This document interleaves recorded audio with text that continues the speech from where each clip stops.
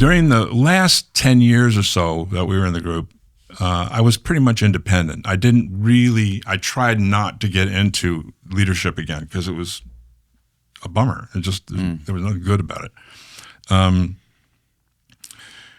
But every once in a while I would, and then the crisis of conscience would come up. You can't do this. This is wrong. And the stuff with kids was getting much more serious, much more widespread. Thankfully, I can just... known by people. Yeah. Known by all the members. You had to know. It was part of the publications. It was part of the... it might not be happening in your home. It might not be happening in your location, but you knew it was happening. It was published everywhere, and you're always going to brush up against it somewhere. So that was a crisis for me. The group started having to change because, you can't get away with that stuff for indefinitely. Somebody's going to blow the whistle on you. So then we became much more of this, freaked out, draw the curtains.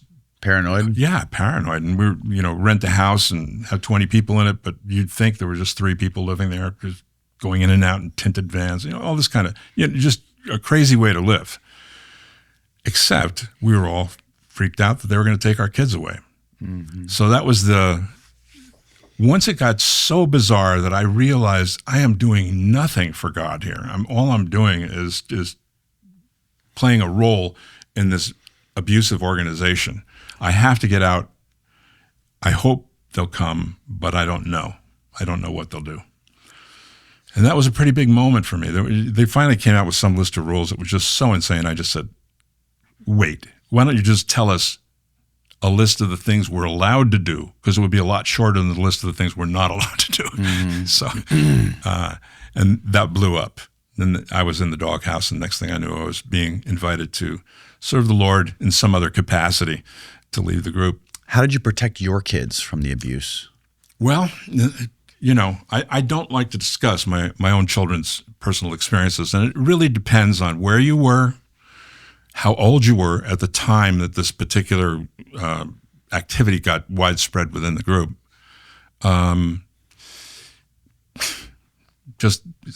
There was, in my mind, clearly a handful of people who were just flat out pedophiles, just were having a field day. A lot of people who got into that activity did it with the believing, this is the way the logic went. If we already were sold on the fact that God created sex, it's good, it's beautiful, it's a gift. We also had crossed over, it's not only if you're married, you can share sexual love with other people in a beneficial and loving way. So once you're over that hump, then you think, well, the idea was in the Bible, people were, get betrothed at the age of 12. It was Mary was probably 12 years old.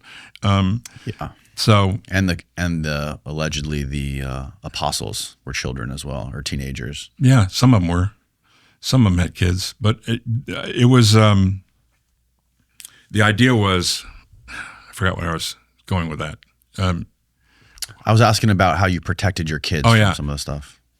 So then once it opened up to the point where, kids can have sex when they're teenagers, and maybe an adult could have sex with a teenager in certain circumstances. Very uncomfortable. Very uncomfortable.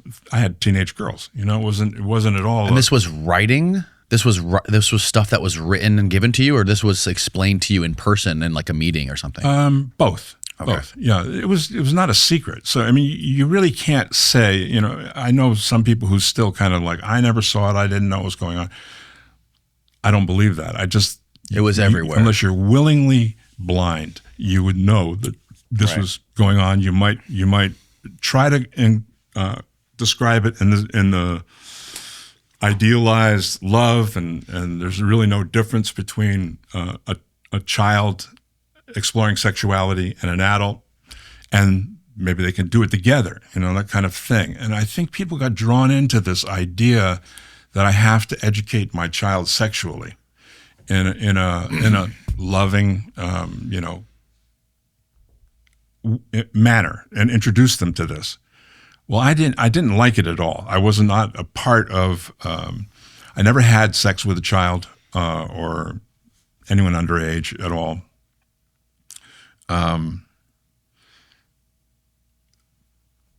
But it's a miracle. Honestly, it's very hard to imagine how I escaped from any situation because of the places that I lived. There was an awful lot of it going on around.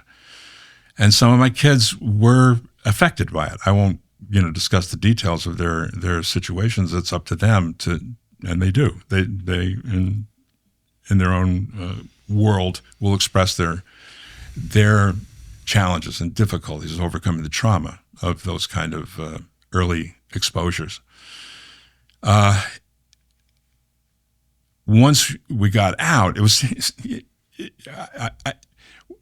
in terms of the rest of the group, I think it really went, Berg himself, I do believe, was a pedophile. He was just an everything. He was just, just a dangerous, dangerous man. And I do think there were other people in the group who just had a field day with it, and they're very, very just selfish, just going after people that it was going to be hurtful, and they didn't care. But not everybody, and I know some people who got caught up in it who deeply regretted it and have recovered their bonds with their kids in a beautiful way. Just by admitting they were just crazy. Just went nuts in this whole thing. So, I got to say, my kids are remarkable in the way they've struggled through the issues of their upbringing and found a way that they have certain strengths of character and of resilience that not too many people do. And so I got a lot of respect for them. And I've had to apologize, I couldn't tell you how many times, just for the stuff that we did, the stuff that went wrong, stuff that happened to them on my watch. It just shouldn't have happened at all. And it's not just my kids, it's, I don't know how many kids, but in the thousands of kids who, in that window where this was part of the group's identity and practices, and whatever age they were, depending on if they were preteens or teens or whatever, their experience and where they were. If they were in a central headquarters situation, bad news. If they were out in the field somewhere, maybe not. Maybe they didn't even it might not have come up.